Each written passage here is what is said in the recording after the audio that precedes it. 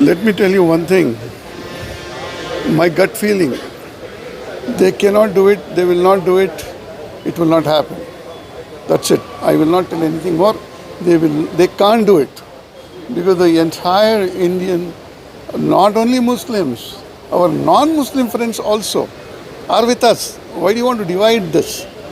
The Waqf is managed by the Muslims as per the constitutional rights. And that means you want to change the constitutional rights? That means you're targeting the constitution? So it will not happen.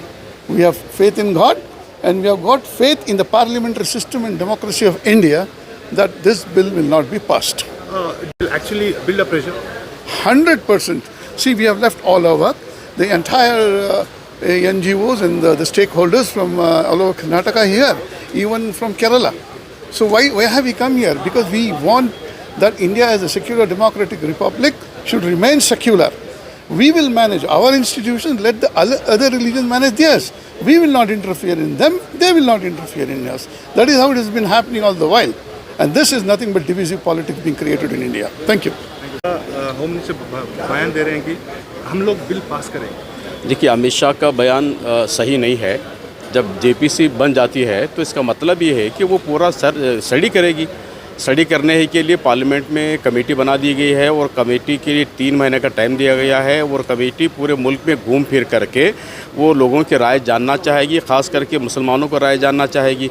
उसके बाद फिर उसे parliament में दोबारा पेश होगा, उसके बाद कोई फ़ैसला होगा। उससे पहले इस तरह का अमित शाह का कहना ये सही नहीं है। एक होम मिनिस्टर होते हुए कमेटी बनाने के बाद भी इस तरह का अगर बयान देते हैं तो बिल्कुल गलत होगा और उसे कोई सही नहीं समझते हैं। हम भी सही नहीं समझते उस बात को। मैं जो हासन से आया था, एक कांग्रेस पार्टी का जो हमारा जो डेलीगेशन है, हम 4 लोगों के साथ आए थे।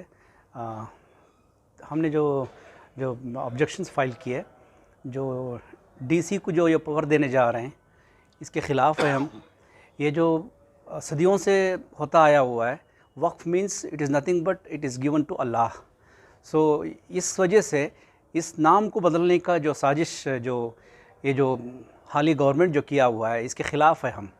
और सबसे पहले ये जो डीसी को जो पावर दे रहे हैं, जो लैंड डिस्प्यूट्स है, उस डिस्प्यूट्स का विदिन 6 मंथ्स वो पोर्टल के अंदर नहीं रजिस्टर किया तो वो उस पोर्टल उस ज़मीन को, उस सिविल डिस्प्यूट वाले ज़मीन को फिर कौन जजमेंट देगा या ऑर्डर देगा, ये सवाल है। क्योंकि ट्रिब्यूनल जो कोर्ट था उसको भी ये लोग निकालना चाह रहे हैं।